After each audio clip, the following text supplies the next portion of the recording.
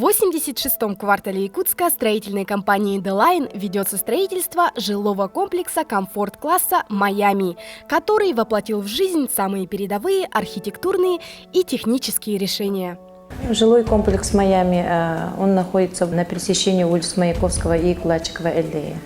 Непосредственной близости находится 14-я школа, 20-я школа, также детский сад и поликлиника 3-я новая. Здесь нет никаких студий, то есть полноценные однокомнатные, двухкомнатные квартиры.